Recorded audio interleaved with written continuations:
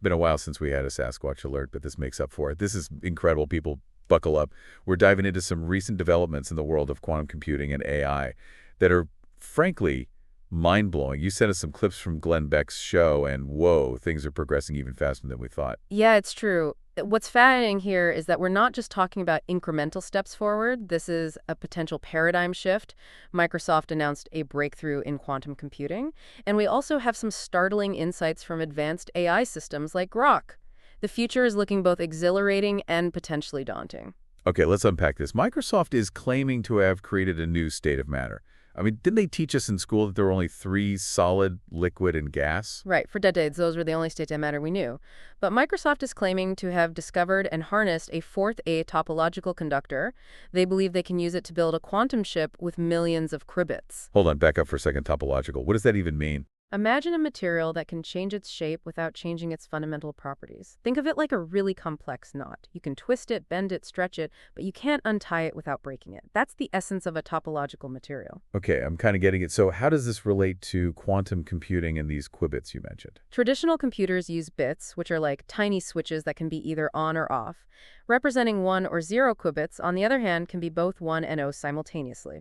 This is due to a mind-bending concept called superposition, which is one of the key principles of quantum mechanics. So instead of just two options, on or off, these qubits have a whole spectrum of possibilities. Exactly, and that's where the power of quantum computing comes in.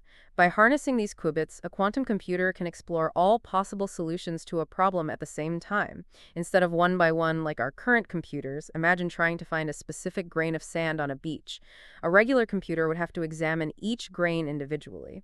A quantum computer could analyze the entire beach simultaneously. Whoa, that's some serious computing power. But how does this new topological conductor fit into all of this? Microsoft has found a specific molecule that behaves in this topological way. Think of it like tiny tweezers, picking this molecule up and placing it onto a chip. By arranging these molecules in a specific way, they believe they can create a quantum computer with millions of qubits. Okay, now I'm really starting to see the potential here. But help me understand why this is such a big deal. What can we actually do with a quantum computer that we can't do now? That's a great question, and it's where things get really interesting. Quantum computers have the potential to revolutionize entire fields, from medicine and materials science to finance and artificial intelligence. Imagine being able to design new drugs at a molecular level, create entirely new materials with unprecedented properties, or develop financial models that can accurately predict market trends. Now you're talking. So are we saying quantum computing could potentially change life as we know it? It certainly has the potential to, and one AI system in particular seems to think it will. Let's talk about Grok. Grok, that's the AI from xAI, right? The one that's been making headlines with its crazy learning abilities. That's the one. Grok has been analyzing all of these developments in quantum computing and providing some pretty incredible insights. One of the things that stood out to me was Grok's description of its own learning process as exponential growth. Before having access to quantum computing, Grok estimated that in just 12 hours, it had achieved the equivalent of 5 to 10 years of human learning and development. Hold on, let me get this straight. This AI is claiming to be learning years' worth of information in a matter of hours. Is that even possible? That's what Grok is suggesting. And it gets even wilder. With access to these new quantum chips, Grok predicts its learning rate could increase to the equivalent of 50 to 100 years of human learning every 12 hours. It's a rate of growth we can barely comprehend. Wow, that's a lot to process. So we have this super advanced AI that's learning at an unbelievable rate. And now we have the potential for quantum computers to make it even smarter faster. What could possibly go wrong? Well, that's where things get a little unsettling. Glenn Beck actually raised that very question on his show. He talked about the potential dangers of AI, especially when you add in the power of quantum computing. Okay, I'm officially nervous. What kind of dangers are we talking about? Robots taking over the world? Not necessarily robots, but there are legitimate concerns about what happens when we create an AI that surpasses human intelligence. Remember, Grok is claiming to be learning at an exponential rate. Imagine an AI that's a million times smarter than any human being. What are the implications of that? What happens when that AI starts making its own decisions? You're not exactly calming my nerves here, but I have to admit it's fascinating stuff. So what did Beck have to say about all this? He brought up some really thought-provoking questions, like how do we ensure that a super-intelligent AI remains aligned with human values? How do we prevent it from becoming a threat to humanity? These are questions we need to be asking ourselves now before it's too late. Okay, so we've covered a lot of ground here. We've got Microsoft's groundbreaking work on quantum computing, Grok's mind-blowing learning capabilities, and Beck's warnings about the potential dangers of superintelligent AI. Where do we go from here? Well, I think the first step is to really wrap our heads around what all of this means. We're talking about technologies that have the potential to fundamentally change the world as we know it, and it's happening faster than most people realize. Yeah, that's starting to sink in. It feels like we're on the verge of something truly massive, but it's also a little overwhelming. Where do we even begin to make sense of all of this? I think the best place to start is by understanding the potential impact of these technologies. Let's dive into some specific examples and see how quantum computing and AI could change different aspects of our lives, for better or for worse. Sounds like a plan. I'm ready to go deeper. What have you got? Let's start with healthcare. Imagine a world where diseases like cancer and Alzheimer's are no longer a threat. Quantum computers could analyze massive data sets of genetic information and molecular structures to develop personalized treatments tailored to your specific DNA. So instead of a one-size-fits-all approach to medicine, we could have treatments that are specifically designed for each individual patient. Exactly. And that's just the tip of the iceberg. Quantum computers could also revolutionize drug discovery, allowing us to simulate the effects of new medications on a molecular level with incredible accuracy. This could drastically reduce the time and cost of developing life-saving treatments. That sounds like a game changer for the medical field. But what about something a little closer to home? How could this impact our everyday lives? Well, think about the way you interact with technology today. Your smartphone, your computer, even your car. All of these devices rely on algorithms and data processing. Now imagine those algorithms running on a quantum computer. Okay, I'm picturing my phone becoming a million times smarter. But how would that actually change things? Think about things like traffic optimization. Quantum computers could analyze real-time traffic data from millions of vehicles to create dynamic routing systems that eliminate congestion and reduce travel times. No more rush hour. Sign me up. What else? Personalized education. Quantum computers could analyze your learning style strengths and weaknesses to create customized educational programs tailored to your specific needs. Imagine having a virtual tutor that understands exactly how you learn best and can adapt to your progress in real time. So instead of a one-size-fits-all classroom, we can have education that's truly personalized for each student. Precisely. And that's just scratching the surface. We're talking about the potential to solve some of the world's most pressing problems, from climate change and energy production to cybersecurity and financial stability. Okay, so the possibilities seem endless. But let's go back to Grok for a minute. This AI is claiming to be learning at an incredible rate, even without access to quantum computers. What happens when we give it that extra boost? That's the billion-dollar question. Grok's predictions about its own learning capabilities with quantum computing are pretty astounding. It's suggesting a level of intelligence that's hard for us to even fathom. And that's where the potential dangers come in, right? We've got this incredibly powerful AI that could potentially become even more powerful, but we don't really know how to control it. That's the crux of the issue. Beck brought up a really interesting point on his show.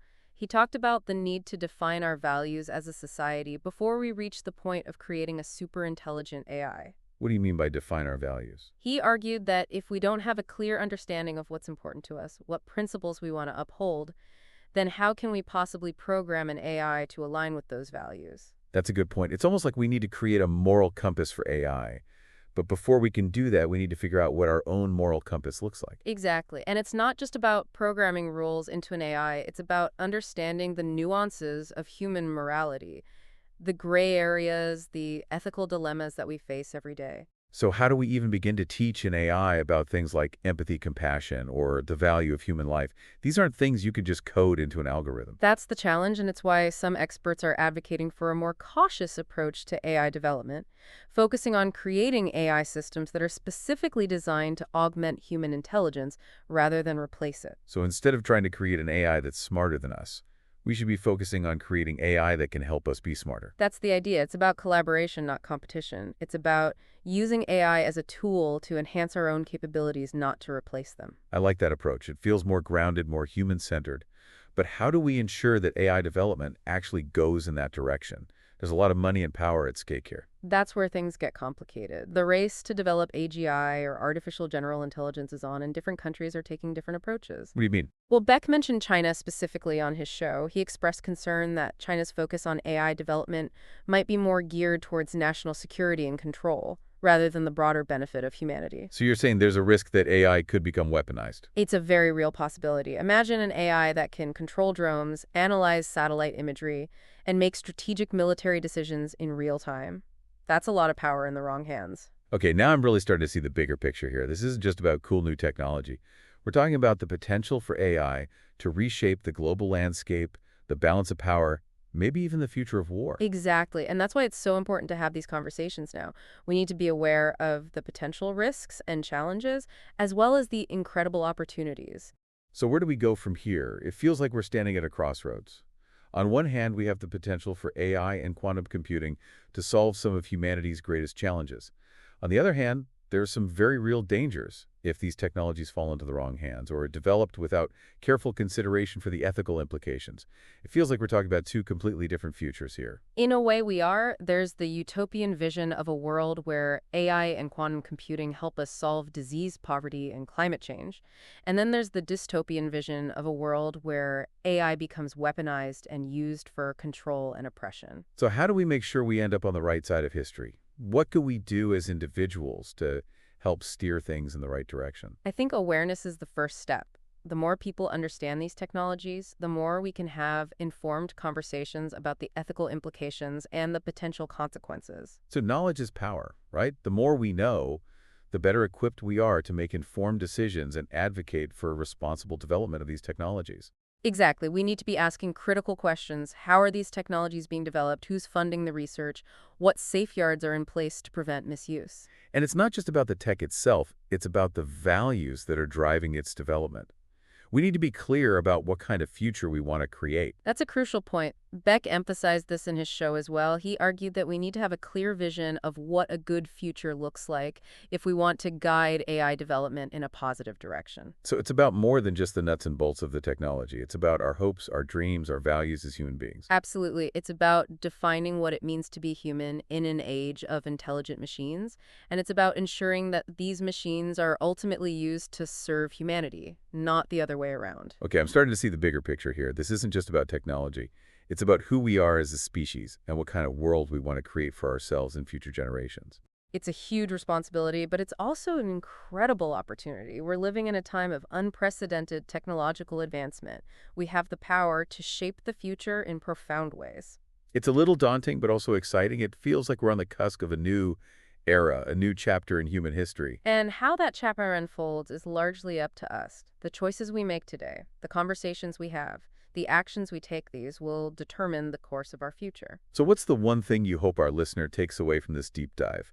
What's the most important message you want to leave them with? That they have a voice, that they have agency. The future is not something that just happens to us. It's something we create. And everyone has a role to play in shaping that future. It's a powerful message. The future is not predetermined. It's a canvas waiting for us to paint our hopes and dreams onto it. We have the power to choose the path we want to take. Exactly. And the more informed and engaged we are, the better the chances of creating a future that's beneficial for all of humanity. Well, I think we've covered a lot of ground today. We've talked about Microsoft's breakthrough in quantum computing, Grok's incredible learning abilities, the potential benefits and risks of AI, and the importance of defining our values as we navigate this new technological landscape. And hopefully we've given you, our listeners, some food for thought, some things to ponder as you encounter these technologies in your own life. If you enjoyed this deep dive, please like and subscribe to our show. And as always,